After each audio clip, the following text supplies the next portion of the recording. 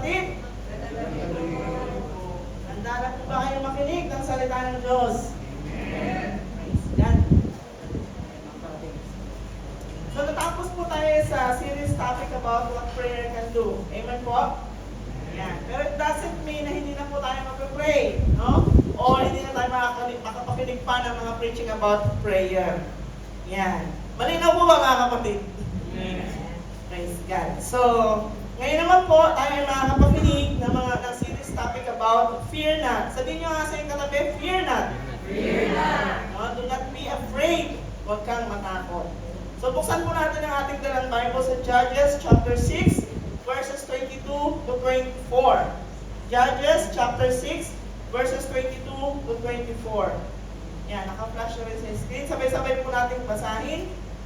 Nakita na po mga kapatid? Amen. Amen.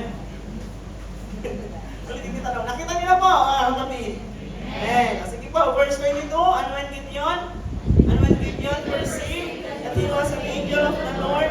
Gideon said, Alas, O Lord God, for because I have seen an angel of the Lord face to face. And the Lord said unto him, Peace be unto thee, fear not, thou shalt not die. Then Gideon built an altar unto the Lord and called it Jehovah Shalom. Unto this day it is yet an opera of David's rights. Yan, doon sa NLV version, mapapansin natin dyan, no? Malinaw sinabi, I am afraid, no? And then yung Jehovah Shalom is the Lord is peace. Sige po, saglit po tayong manalangin. Hallelujah, Jesus. Hallelujah. Aming Diyos, Ama, na dakila sa lahat, sa pangalan po ng aming Panginoong Jesus. Nagpapasalamat po kami sa katagumpayan na ibinigay mo sa amin sa mga oras na ito, na kami ay dinala mo sa lugar na ito upang kami uli makapag-aral ng mga salita, muli kami makapaglingkod sa iyo, at kami, Panginoon, ay makapakinig ng mga patungkol nga po, Panginoon, sa kapayapaan.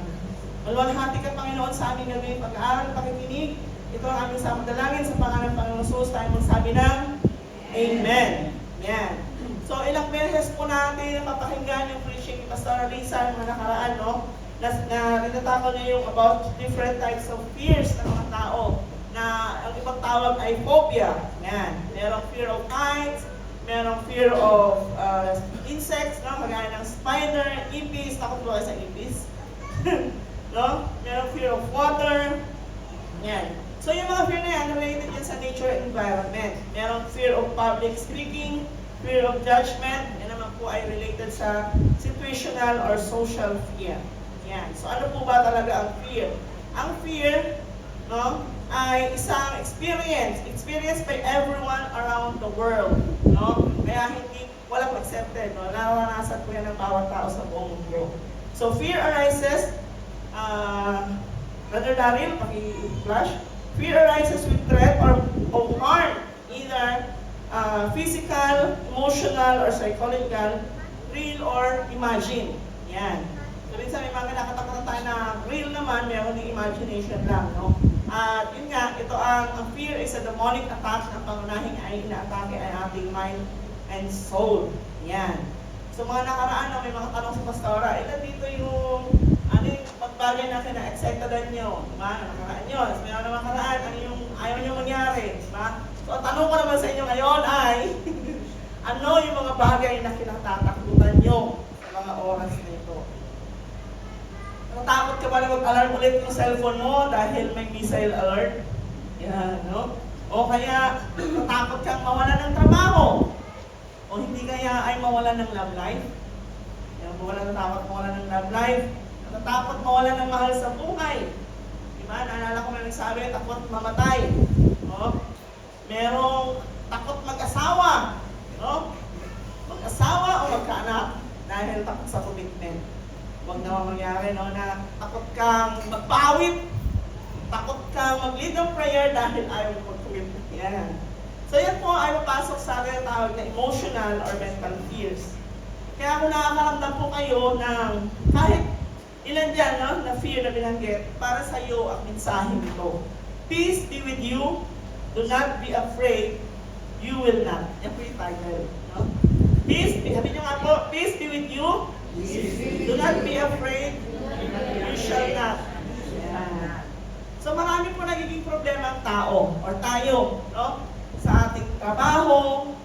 May problema po kayo sa trabaho? Sa bahay, sa pamilya, no? Problema sa katawan, no? Nag-aalis ng, nagdudulot ng anxiety, worry, diba? Stress, no? Fear that removes peace in our life. So kagaya po na ating pag-aaralan ngayong gabi, no? Si Gideon at ang mga Israelites, Judges chapter 6, meron po silang problema na kinaharap, no? Naghatid sa kanila ng takot. Judges 6 verses 1 to 10, nakikita natin dyan, all is not well. Hindi po maganda yung nararanasan ng mga Israelites. So there's no peace sa kanilang buhay. Judges 6:1, buksan po natin. Himay-himayin natin yung story. So ang unang pangyayari, no, story of Gideon chapter 6, Israelites broke their covenant and disobeyed God. So Judges chapter 6 verse 1, sabi doon, and the children of Israel did evil in the sight of the Lord. So hanggang doon muna, may karugtong yun, doon tayo. So gumawa sila ng masama sa paningin ng Panginoon. Yan. Actually, sa Judges chapter 1 hanggang 5, makikita po natin dyan yung first 3 deliverances. No? Itong chapter 6, pang-apat na po yan. No? At 7 times natin mababasa sa Book of Judges yung salitang the sons of Israel did evil in the sight of the Lord. Yan, kapag na lang po ni Brother Daniel kung gusto nyo mga i-note, picturean, no? Para i-check kung tama, kung totoo. Yan. No? 7 times po natin makikita dyan yung the Israel did evil in the sight of the Lord. Yan. So, madami yan. 7. So, what were the evil things that Israelites did? So, yun nga, sinabi natin kanina, no? They broke their covenant with God and disobeyed Him. Sa paanong paraan? They turned away from God. They worship other God. No? Yung mga idols, Baal, si Asherah, yung mga Diyos-Diyosan ng Canaanites, Amorites. Yan. Diba? God said many times in the Bible, diba?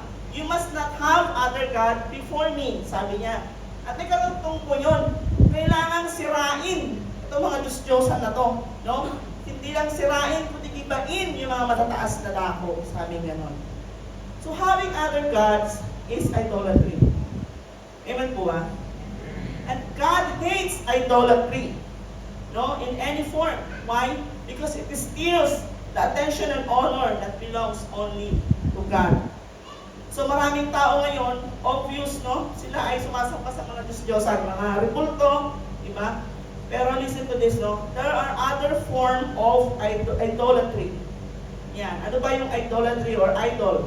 Idol is a physical object, person. So hindi lang po siya object, no? It's a person or a concept that replaces God, no, as ultimate source of worship, trust, and devotion. So, ibig sabihin, kapag hinanap natin yung ating love, yung worth, yung security, yung safety, no, sa iba at hindi sa Diyos, we are disobeying God. Amen po ba? We made it, yung mga bagay na to, no, nalapitan natin, an idol of our life. No? Kaya mga kapatid, huwag po kayo magsasabi, no, sa kanino man na idol. Narinig na po ba kayo ng ganon? O kayo mismo nagsabi, idol ko yan eh. Yan, no? Kung sinabi niyo po yan, malinaw na hindi ang Diyos ang ina-idol mo, no? Meron kang ibang idol. At kung ikaw naman ay sinabihan, no? Sinabihan ng idol, huwag mo tanggapin. Amen po ba? No? Huwag mo tanggapin. No? Correct mo sila. Because God hates idolatry. Every good things in our life, no, can become an idol. So, kung hindi po tayo magiging maingat, di ba? Tayo po ay magkakaroon ng makakapag-disobey tayo sa Diyos. So, sabi ko, no, ayan, praise God, mga bago tayong kapatid, mga brothers na mga pogi. Welcome po kayo dito sa ating gawain ng Panginoon. Praise God. So, yun, patuloy po tayo. Sabi ko nga, no, every good thing in life, di ba, can become idols in our life if we will not be careful. Yung ating ministry, yung ating hobbies, charity work, our family, no, loved ones, maaaring umagaw sila, no, sa pwesto na nararapat sa Diyos. Kaya dapat po tayo mag-ingat. Amen po ba mga kapatid? Yan. So yun yung unang story, no? The Israelites disobey, no? They broke their covenants and disobey God. Ano yung sumunod na kwento? Makikita natin, yung tuloy pa rin yung Judges 6 verse 1. Di ba kanina sabi, ang mga Israelite ay gumawa ng masama sa paningin ng Panginoon. Ito yung kartong, at ibinigay sila ng Panginoon sa kamay ng Madian na 7 taon. Yan. So, Midianites oppressed Israel for 7 years. Walang awa kung pinahirapan ng mga Midianites ang Israelites. Ilang taon po? 7 years, no? Sa mga susunod na verse, makikita po natin dyan, no? Mahaba kasi. Babasahin natin ba? Ubusan tayo ng oras, no? So makikita natin sa mga susunod na verse, ang ganito nangyayari. Ito mga Midianites, lulusubin nila yung mga Israelites, no? Ngayon, sisirain nila lahat ng kanilang mga pananim. Kukunin pa yung mga na-harvest. Alam mo yun, walang ikitira. Lahat na kanilang na-harvest ng mga gulay, alam mo yun, kukunin pati yung mga alaga nilang mga hayop, baka, tupa, asto, lahat. Kukunin nila yan. Kaya po ang nangyari, napilitan gumawa ang mga Israelites ng puta nila sa bundok, sa kuweba, para ano po? Para magtago. No? Ang hirap po ng kanilang kalagayan, amen po ba? They were in extreme poverty. No? Ang hirap po ng gano'n, no? Yung kahit anong gawin mong pagtatrabaho, no? Nalulugi. Alam mo yun, walang nangyayari. Nakaranas po ba kayo ng gano'n? Trabaho ka ng trabaho, pero hindi sapat para bayaran yung mga bills. No? Ilang taon ka na sa UAE, pero walang naiipon na pera, pero may iPhone. No? Ikaw ba may naitatabi na savings? O puro tabi? Ano yung tabi? No? Utang yan. Diba? So kung ikaw ay nasa mahirap o napakahirap na sitwasyon, no, sa mga araw na ito, gaano na yan katagal? 7 years? Gaya ng mga Israelites dito. Evaluate yourself. Are you really sure that you do not have idols in your life? Ano ang sabi ng Panginoon? Huwag kang magkakaroon ng ibang Diyos maliban sa akin. Diba? At ang sabi kanina, hindi lang ito yung mga Diyos-Diyosan o kulto. Ito ay posibleng tao, posibleng trabaho, posibleng hobbies. Diba? So, evaluate yourself. At kung ma-identify mo ang sabi, ibain mo, sirain mo yan sa buhay mo. So, yun po yung pangalawang pangyayari. Ang sumunod ay, ano na? The Israelites cried out to the Lord. Ibig sabihin, they prayed. Judges 6:7. And sabi doon, and it came to pass when the children of Israel cried unto the Lord because of Midianites. Yan. So sila ay lumapit sa Panginoon, humingi ng tulong. Ibig sabihin, nanalangin. Praise God, nanalangin po ang mga Israelites. Amen? Pero, saan pa lang sila nag-pray nung sobra na silang nahihirapan. Nawa po tayo ay hindi ganon. No? Hindi po yung kailan wala ka nang magawa sa sitwasyon mo, saan ka pa lang mag-pray, saan ka pa lang lalapit sa Panginoon. Tayo po ay dapat nananalangin palagi. Amen? Sabihin mo sa iyong katabi, pray always. No? Pray always para yung bakod ng proteksyon, no, hindi mawala. Are you praying for your work? Sa company na pinagtatrabahuhan mo? Diba? Pray for your work, for the company na nag-bless. Hindi yung, kung kailan hindi ka na pinasahot, doon ka palang mag-pray, no? Yan. Are you praying for your family? For your parents, for the children, diba? Pray always. No? In good times and in bad times, sabi nga ganon. Hindi yung mag-pray lang tayo pag may problema na. Kumbaga, pwede nating maiwasan ang problema eh, di ba? Manalangin ka na para hindi makapangyari ang problema. At kung makapangyari man ang problema, meron kang sapat na kalakasan para yan ay mapagtagumpayan. Amen? Ngayon, my next question is, are you praying for yourself? Honestly speaking, gaano nyo kadalas na ipagpe-pray ang inyong sarili? No? Not your physical needs, not only your physical needs, no? But you, no? Your spirit, your soul. Lagi natin napapakinggan, ang tao ay spirito na may kaluluwa na nanahan sa katawan. Yan. Most of the time, people were very busy praying for the body, for the daily needs. No? We were busy praying for our wants, for our dreams, promotions, salary increase. Are you praying for that?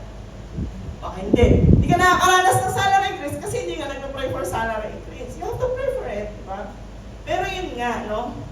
Sometimes people were very busy praying for having more money, maging mayaman, but they forgot to pray their inner self, no? Yung kanilang spiritual life, their spirit, their soul, diba?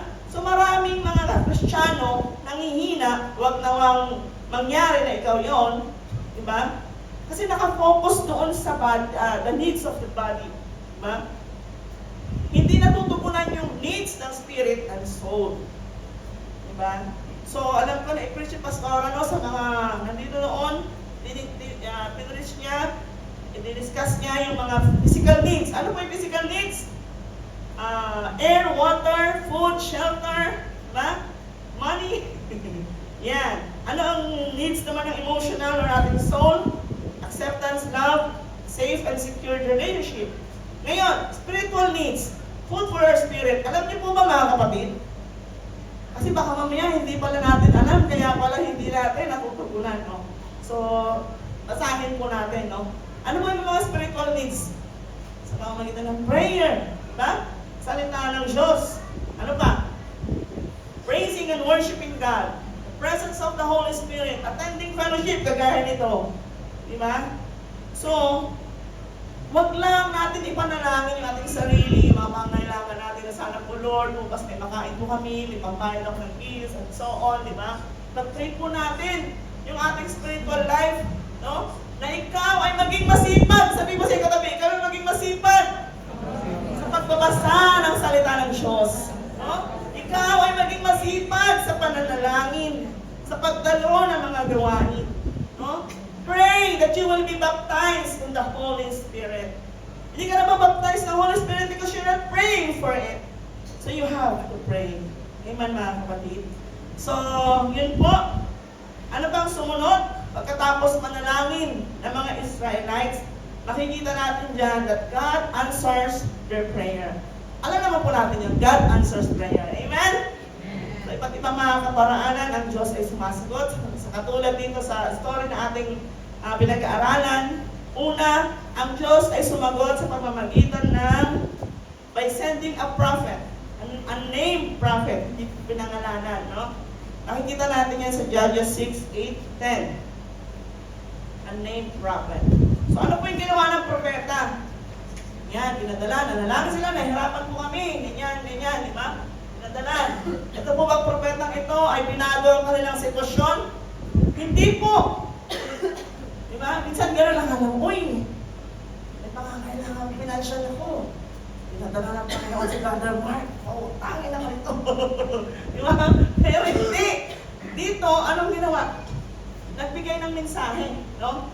Yung message, i-deliver ng prophet. Sabi niya, di ba, hindi niya binago ng sitwasyon, kundi hatid ang mensahe para makita ng malinaw ng mga Israelites yung root cause, no, ng kanilang paghihirap. Ipinaliwanag niya bakit nararangyari yung pangapi, no?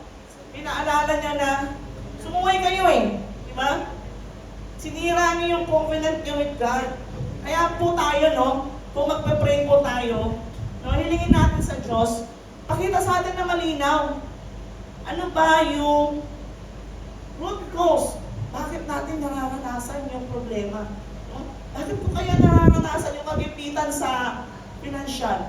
Diba? Lord, ituro mo sa akin, ano ba yung kasalanan na nagagawa ko para may takwil ko na at hindi ko na magawa pa ulit.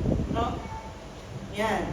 So yun yung yung unang sagot ng Panginoon, God sent a named prophet, and then Sumunod ay, yun nga, the Lord will raise up an ordinary young man who would become a hero na kung saan ay si Gideon.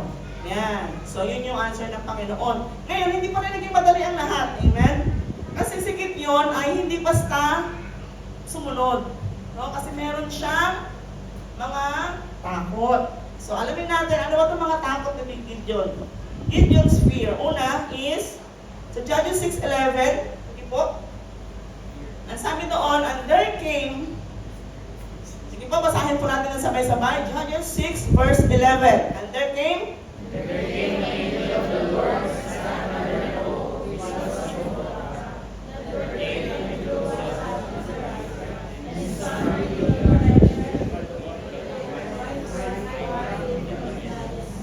Yan, salamat po. So, Gideon's fear is fear of losing something. Yan, napansin niyo po ba? Gideon threshed wheat by the wine press. No? Hindi ba dapat threshed by the threshing floor? Ano yun? Mag-iik sa giikan at hindi sa ubasan. Ano yun? Diba? So, ibig sabihin, ganun kalaki yung takot ni Gideon.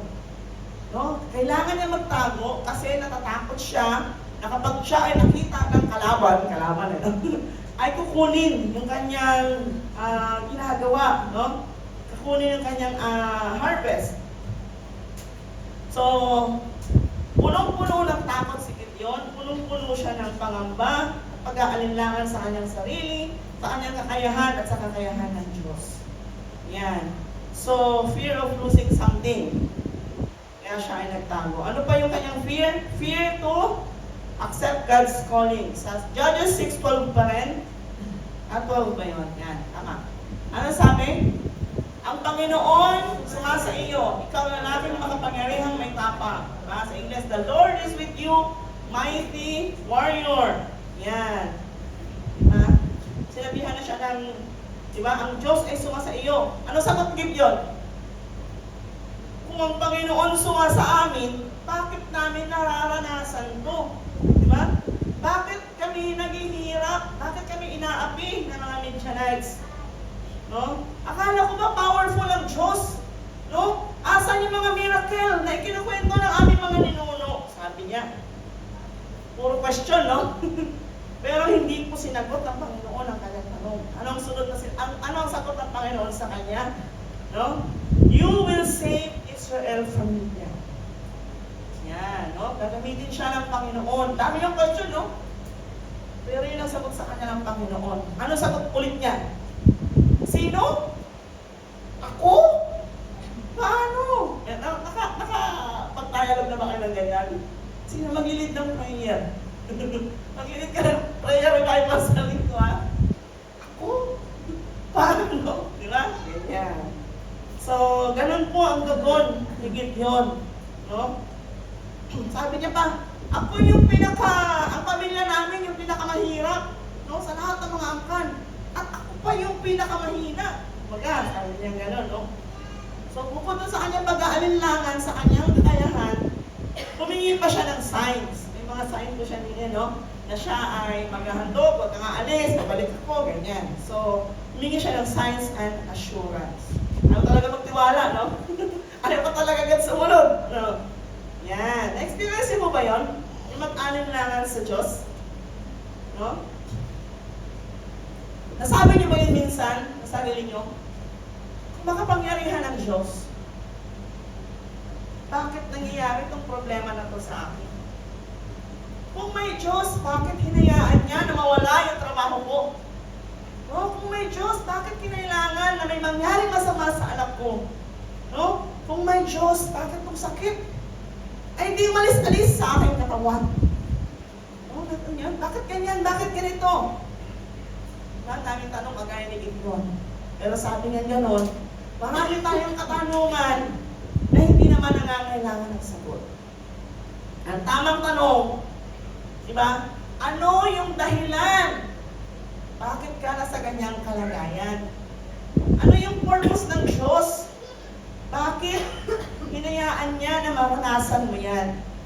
Di ba? Yun yung dapat natin itanong. Ano ba, Lord, yung gusto mo matutunan ko sa sitwasyon ko sa mga oras na ito? Ano ba yung gusto mo na alisin ko sa aking buhay? Diba? Para ako ay pagpalain mo. Yan. Diba? Naisip nyo din ba, minsan, correct ko lang, bakit kaya ang konti namin sa ABJ Church? Naisip niyo po ba yun? Ano naisip niyo yun? No? Praise God! Naisip niyo yun! Sabihin mo sa aking katabi, congratulations! No? Isa lang ang sagot dyan. God will use you. No? God will use you. Ano ba yung calling ng Diyos sa buhay mo? Ephesians 4:11 and 12. Sige po, buksan natin. Ephesians 4 verses 11 to 12. Nakita na po mga kapatid? Ayan, meron na sa screen natin. Ephesians chapter 4 verse 11. Sige mga kapatid na lalaki, and 12 mga kapatid na babae. Mga kapatid na lalaki, ready na po?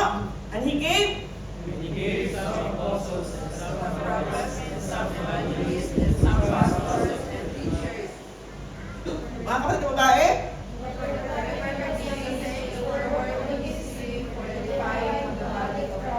yan, salamat po. So, ibig sabihin, no? Bawat isa sa atin may gift, may talents. Amen po ba? Yan. So, bawat isa sa atin may talents. Kung may papagamit mo, nasa ministry ka. No? Pag hindi pa, wala pa. Yan.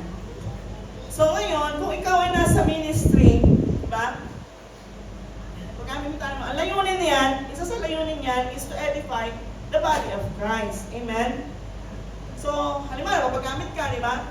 Tumayo ka dito, hindi ka niyan kumanta para ipakita yung galing mo. Amen po ba? Eh, hindi para ipakita na magaling kang tumugtog ng gitara, mag-keyboard, kumanta, sumayaw, and so on, di ba?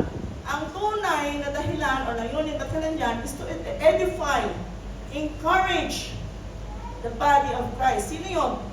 Katabi mo, yung nasa likod mo, nasa harap mo. Sige nga, lingunin niyo yung mga katabi nyo. Yan, di ba?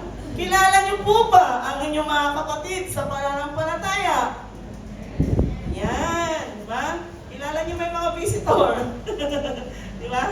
Ilang mga visitor na po natin ang na-reach out nyo, no? Yung nakilala nyo. So, diba? Edifying, encouraging the body of Christ, which is our brethren, mga kapatid natin. Diba? Huwag mong sabihin na, hindi ko po kaya yun. No, hindi ko po kaya yun kasi mahihain po kasi ako. No, ako po kasi yung tipo ng tao na tahimik, pero pag inunahan po ako, daldal na. Meron ba ganon? Yan. Paano kung lahat ganon, ano? Di wala nang nangyari. Yan. So, alam niyo po, no, ang pagiging mahiyain ay hadlang para ma-edify ang body of Christ. Hadlang to win souls for God. Amen? Masabihin mo, Sister Jen, sa prayer warrior naman po ako. Praise God na sa prayer warrior ka. Pero, hindi po yun, excuse, no? Sabi nga ganon, nasa Diyos ang awa, nasa tao ang gawa. You can pray, but you have to act. Amen? Diba? Manalangin ka, Lord, dumami kami. Diba? I'm praying for this. Pero hindi mo naman kausapin man lang, ngitian man lang. Diba? Alam niyo po, no, a simple shake hands. Yung effort na lapitan ka ng isang kapatid. Na Sister Mary Jane, no? Sister Mary Jane, kilala niyo Sister Mary Jane? Ang ganda ng kapatid natin dyan. Di ba?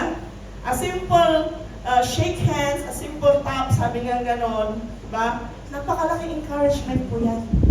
Amen? Isa po yung unforgettable experience. Naalala ko tuloy si Brother NJ. Brother NJ, sabi niya one time, pag niya ng bahay, saya-saya niya. Kinamayan ako ni Pastora. Sabi niya, kilala pala ako ni Pastora. Alam niyo? Di ba? Pero mga tao, pag kinamayan ng sinuman, ayaw hugasan yung kamay. Di ba? Alam niyo, ano lang naman, di ba? Ang ibig ko sabihin, yun nga, kailangan natin magpalakasan sa spiritual. Amen po mga kapatid. Because yan ang isa sa calling natin. Diba? Bilang Kristiyano. Huwag natin sabihin na hindi mo kaya. Huwag mong gayahin si Gideon no, na ang daming dahilan. Yan. So, praise God. Purihin mo natin ang Panginoon.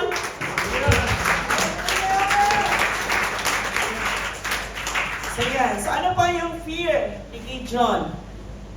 James 6:22, yung ating binasa nung unang-una.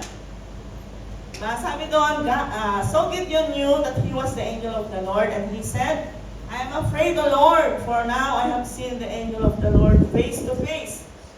Yan. So dito, biglang natauhan si Gideon.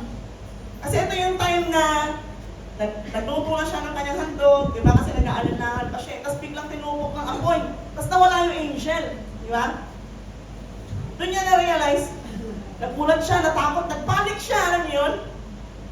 Kasi ang mga Israelites before, meron silang paniniwala na kapag nakita mo ng face-to-face ang anghel ng Diyos o ang Diyos, sigurado mamamatay. Yan. No? That is one of the most fear of many people. Amen po ba? Kasama ka ba doon? Di ba? Why people fear of dying? Because fear of unknown, hindi natin alam kung ano ba meron doon? Diba? Fear of leaving behind yung ating mga mahal sa buhay. Ayaw mo mamatay kasi marami ka pang gustong gawin.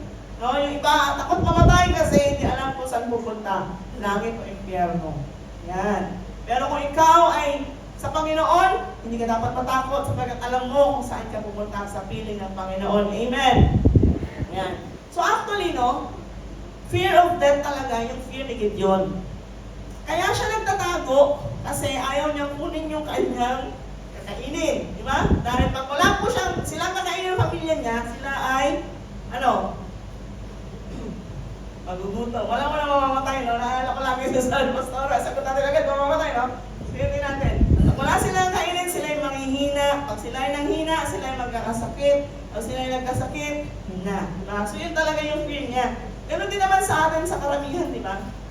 Minsan ayaw nating, may mga bagay tayong gawin kasi nga ayaw nating magkasakit. Dahil pag nagkasakit, tayo ay mamatay. Ganyan. So yun, so nag-alinlangan pa rin to si Gideon nung sinabi sa kanya na ililid niya ang Israel para ililigtas, no? May fear siya din eh, kasi labanan po yun. Di ba? At sa labanan, pwede siyang mamatay. Di ba? Pero yun nga, that time, hindi pa siya ganun nagpanik. Kasi, pwede pa naman siya mag-escape, di ba? May survival pa na pwede mangyari, di ba? Posible pa yung survival. Pero, dito sa verse na ito, doon na talaga siya nagpanik eh, di ba? Kasi, nakita niya, sigurado na yung kamatayan, di ba? Nagpanik siya, sobrang takot niya. Na-realize niya na kanyang kausap ay anghel ng Diyos. So, praise God that the God we serve is Jehovah Shalom. The Lord is peace. Sabihin nyo nga po, Jehovah Shalom. Yan. So, Judges 6:23, di ba? The Lord offers Gideon peace, di ba? And He tells him clearly, no, not to be afraid. And praise God then, Gideon allowed God, di ba, the God of peace, to guard his heart and believe in His word. Yan. Kaya, nung sinabi sa kanya ng Panginoon na, do not be afraid, di ba? Peace be with you, shalom, do not be afraid, you will not die. Naniwala na si Gideon. Hindi na siya yung, talaga, alam yun. Naniwala siya, hinayaan niya, nag-surrender na siya sa Panginoon. Kaya mababasa natin sa verse 24, nagtayo siya ng altar at doon na nga, tinawag niya itong Jehovah Shalom. The Lord is peace. So ang peace, in English definition, andyan makita natin, no, it implies stillness, quiet, the absence of problem. If there's no war, we can call it peace. If there's no argument, if the conflict ends. So, ang definition, or some people, di ba, they believe, ang peace ay ganon. Pag walang problema, pag walang kaaway, yan. Pero, ang peace na tinutukoy dito, no, yung shalom, it's a Hebrew word for peace, is to make whole, to be complete. No? It's not the absence of something. No? Ang shalom or yung peace na tinutukoy dito is not absence of trouble, it's not absence of war or conflicts, no? Ang ibig sabihin nito is to restore something. Restoration of health, di ba? Someone gets healed, yung broken relationship, mended. Yan. So madalas, naririnig ko to, lately kay Brother JM. Shalom, lagi siya bumabati, no? Ng shalom, pag siya ay magbibigay ng kanyang message. No? Sa Israel po ngayon, no? When they greet someone, pag binabati nila or magsasay ng goodbye, shalom. Ginagamit po nila ang word na shalom. Shalom, tama ba bigkas ko? So it is literally saying, may you be full of well-being or may good health and prosperity be with you. Yun yung ibig sabihin niya. Hindi yung peace be with you, mawala ang problema mo. Hindi po ganun yun, no? Yan. Narinig niyo yun na sa ibang mga peace be with you, ganyan. Pero itong ang peace be with you na to, ayun nga. It means, may everything about you, your body, your family, your finances, your spiritual life, di ba? Be whole, be complete, di ba? Yung lacking nothing, sabi nga gano'n. Sabi mo sa iyong katabi, with this meaning, shalom. Yan. So, shalom. Di ba? May, it's a declaration of blessing, no? A declaration of good health, good life. Again. So mga kapatid, ang ating Panginoong Diyos, no, ay hindi nag-promise ng isang buhay na trouble-free. Alam niyo yun, di ba? Kaya sabi sa kanyang mga salita, di ba sabi gano'n, in this world, we will have tribulation. Nabasa niyo po ba yun? Yan. So what He promised is shalom, a wholeness of heart, a spirit that remains strong even there's trouble happening in your life. Diba? 2 Timothy 1:7. Sige po, sa mga nakakabisa, alam mo sa atin siyang paborito niya to eh. God did not give us a spirit of fear, but a spirit of power, love, and a sound mind. Yan. So, maaaring sa mga oras nito, mga kapatid, meron kang mabigat na problema, no? Na hindi mo na alam kung paano mo lulutasin. Hindi ka makatulog, hindi makakain, no? Hindi makangiti. Tingnan mo yung katabi mo nakakangiti. Di ba? Hindi makangiti dahil sa takot, sa pangamba, sa pag-aalala, walang peace of mind. So ano man po yung problema mo sa mga oras na ito, ang Diyos ang nagsasabi sa iyo at sasabihin ko rin sa iyo, shalom, no? Peace be with you, do not be afraid. You shall not, yung ating you shall not, di ko tinugtungan ng die, no? Kasi depende yan sa kung ano yung fear mo sa mga oras na ito, no? Maybe your fear losing your job, di ba? Kasi sabihin sa'yo, peace be with you, do not be afraid, you will not lose your job. Amen po ba? You will not fail, you will not be alone. Diba? Peace be with you, do not be afraid. Huwag kang matakot, hindi ka mapapahiya, hindi ka mapapahamak. So gaano man po kalaki ang ating problema, piliin mo yung faith over fear. Diba? Kasi kahit sabihan ka po ng sino man, sabihan kami ng Diyos, shalom, peace be with you. Nasa sayo yun. Diba? If you will accept it. Diba? Yung kanyang sinasabing blessing sa iyong buhay. Hindi ibig sabihin na sinabi sa peace be with you, ating wala na yung problema mo, no? It's you, di ba? Isipin mo na mas malaki pa rin yung Diyos na pinaglilingkuran mo. Amen? Kesa sa mga problema. Ang mga problema darating yan. Amen po ba? Pero kapag pinairan mo yung takot, di ba? Aalisin lang yan yung kapayapaan sa puso mo. Di ba? Ano yung mga nag-aalis na kapayapaan sa iyo sa mga oras na ito? Ayoko siyang kausapin kasi baka mag-visit ka lang ko. Ganun, alam niyo yun, di ba? Meron ka kasi iniisip na hindi nagbibigay ng kapayapaan. Di ba? At yun nga, kapag ikaw ay Diyos, ang ating Diyos na pinaglilingkuran ay makapangyarihan sa lahat, and He answered prayers, He blessed us. Amen po mga kapatid. So kung ikaw ay napalaya na ng Diyos sa kanilalagyan mo, no? Ikaw ay naka-receive na ng tugon doon sa problema mo, make sure pilitin mo ng buong sikap. Huwag bumalik sa kasalanan. Amen? Huwag mong gayahin ang mga Israelites. Ang mga Israelites, ang nangyari kasi, cycle of sin. No, sabi ko nga sa'yo kanina, di ba, 7 times binanggit na yung pangyayari. Hindi lang binanggit, pangyayari po yun, no? Na sila ay magkakaproblema, no? May mga alam pa doon na talagang mas matagal sa 7 years, no?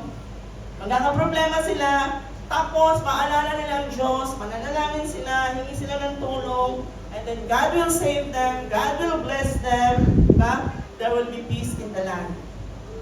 Pero after getting what they want, after getting what they need, diba? They will forget God again. So, diba?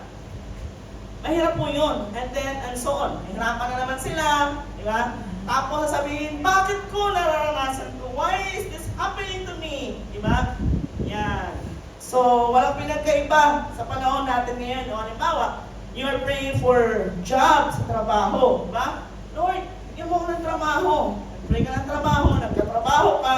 Pero nagkatrabaho ka, nakalimutan mo ang Diyos. Diba? Una, palate-late lang, sumunod, hindi na maka-attend, pa-absent na, di ba? Umpisa, hindi nag-renew ng commitment, sa susunod, nag-lino na, and so on. Tapos, makakaranas ng problema, di ba? Haharapin mag-isa, pag hindi na kaya, Lord, bakit? Di ba?